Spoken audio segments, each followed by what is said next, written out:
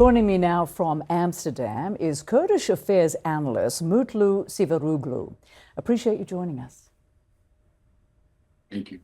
There is a lot to look at here, but I do want to start with this. Multiple sources telling CNN that the CIA is working to arm and assist Kurdish forces to trigger an uprising in Iran. How risky could this prove to be if indeed they move forward with this plan?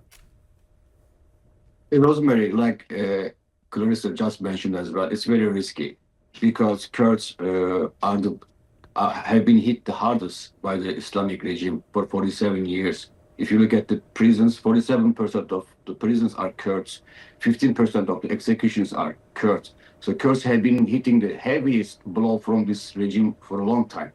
And if something like this happens, and if the Islamic State manages to stay in power, that's going to bring a lot of anger, a lot of violence against the Kurds. So the prices are very, very high. There is a very, very, dire consequences waiting for the Kurds if this goes wrong. But at the same time, they have been fighting with against this regime for decades. Even before this regime, the Shah regime, for their very basic rights, for their linguistic rights, for their constitutional rights. So for Kurds, this is a survival. It's a matter of survival. Yes, the consequences are very, very hard. They are thinking, but at the same time, they see this as an opportunity. What you guys reported on CNN, many people see this as a golden opportunity that may not come back again. Right. So the prices are hard, consequences are very dire, but at the same time, the choices Kurds have are always between bad and worse or the worst. So right. I think that's why the military leadership are ready. They formed their alliance 2 weeks ago.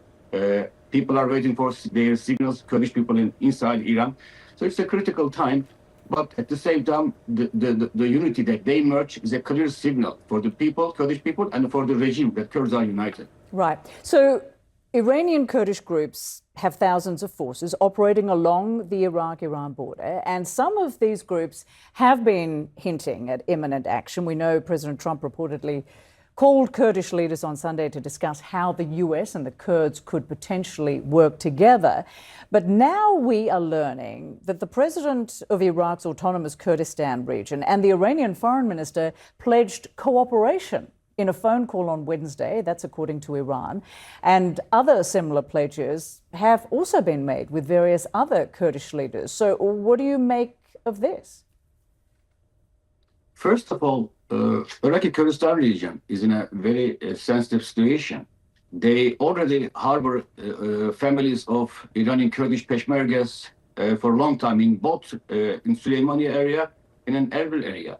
So Iran is still a power, regional power, and they have to be careful. They are in a very difficult situation, so they cannot be a side in this conflict, and they are trying to be staying neutral, and their official statements say this. This call with the Iranian foreign minister, I see it in that context, that they are trying to protect themselves, but at the same time, Rosemary, the border between Iran and Iraq is all mountainous terrain. It's uncontrollable. The Kurdish Peshmerga, have for years crossing over both sides. So there's nothing that the Kurdistan regional government can control. So even when I talked this morning, some sources, the fighters go from official Iraq to official Iran or back, vice versa. So nobody can control those areas. So, and especially, for example, the Peshmergas fighters, they have been inside Iran, thousands of fighters on the mountains. So it's nothing that the Iraqi Kurdistan region government can really do. But at the same time, they are making their position clear that they don't want to be part, they don't want to be hit, they don't want to be targeted. But the Iranian Kurdish political parties, most of them exiled because of this regime, Iranian regime. The fighters have been fighting. Many of their families are in prison or executed. So this is for them, again, it's very, very important. Kurds are approaching this issue from their perspective. So the Islamic regime has been terrorizing them. Islamic regime has been suppressing them.